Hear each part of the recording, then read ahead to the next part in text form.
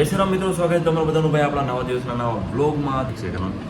બારી બંધ કરી તો અત્યારે મિત્રો હું નીકળી ગયો છું ભાઈ દ્વારકા બાજુ, અને દ્વારકામાં ભાઈ ટ્રાફિક દિવસે દિવસે વધતી જાય છે. તો તમને વहाँ પહોંચીને તમને ભાઈ દ્વારકાનો નજારો દેખાડો અને કેટલી ટ્રાફિક છે બતાવું.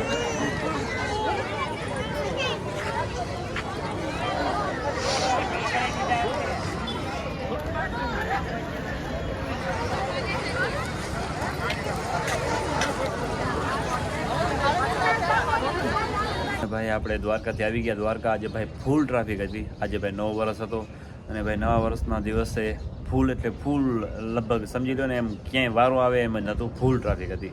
તો થોડો ઘણું મેં વિડીયો બનાવ્યા, જે ભાઈ વિડીયો બનાવવાનો ટાઈમ પણ ના મળ્યો, એટલે ટૂંકા જે શોર્ટ વિડીયો હતો એ બનાવી લીધા અને એ તમને હું બતાવી દઈશ.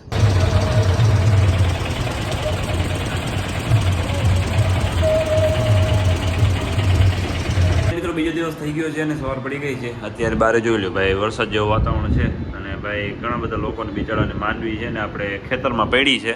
અને અહીંયા પરમ મિત્ર આવી ગયો છે, એ તો બતાવવાનું ભૂલી ગયો. જો કેમ બેઠો છે, આ બાજુ ધવલ બેઠો છે. તો આપણે ભાઈ અહીંયા સવાર પડી ગઈ છે, હજી શિવરાજ આવે છે, બધી મહેફિલ જામવાની છે અને કેટલા બધા લોકોની ભાઈ અહીંયા માંડવી બિચારાને ખેતરમાં પડી હશે ખેડૂતોની. અને વરસાદ ભાઈ ઓચિતાનું આવી ગયું છે.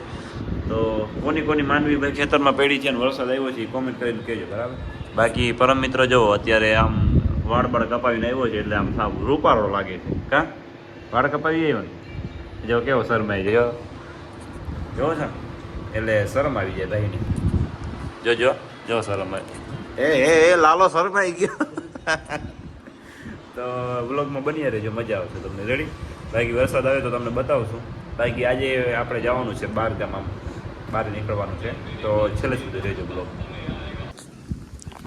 જો મિત્રો અત્યારે ભાઈ બારે વરસાદ જેવું વાતાવરણ થઈ ગયું છે, અને આમ જો ગમે ત્યારે આવી શકે છે વરસાદ. તો અત્યારે હું જાઉં છું ભાઈ મોટા બાપુના ઘરે. ત્યાં એટીવી બાઇક પડી છે, તો એને લેવા માટે આવ્યા છે, તો એને વિદાય આપી દઈએ આપણે. જો આ બાજુમાં જ ઘર છે, તો અહીંયા જઈએ આપણે.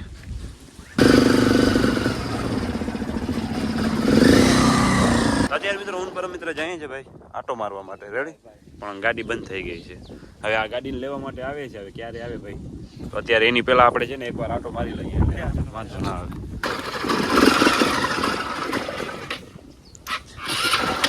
ચાલુ થતી નથી ભાઈ, પણ થોડીક શું કે થોડોક ટાઈમથી પડી રહી હતી ને, એટલે ચાલુ નથી થતી, પણ થઈ જાય, વાંધો નહીં ભાઈ.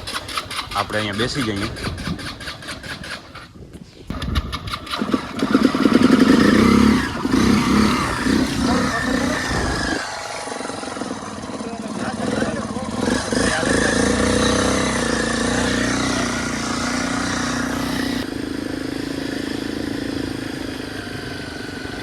તો ફાઇનલ મિત્રો ભાઈ આવી ગયા છે ગાડીને લેવા માટે. તો જોઈ લો, આ ભાઈ ગાડી ઊભી છે અને આ ગાડી અહીંયા ઊભી છે, તો આને ચડાવી દઈએ ગાડીમાં. અત્યારે મિત્રો ભાઈ ગાડી દેવાઈ ગઈ અને આપણે આવી ગયા પાછા ઘરે. હવે ભાઈ આજના બ્લોગને કરી નાખીએ અહીંયા એન્ડ. મળીએ આપણે પાછા નવા બ્લોગમાં. ત્યાર સુધી લાઈક, શેર, કોમેન્ટ અને સબસ્ક્રાઈબ કરી નાખજો. જય શ્રી રામ.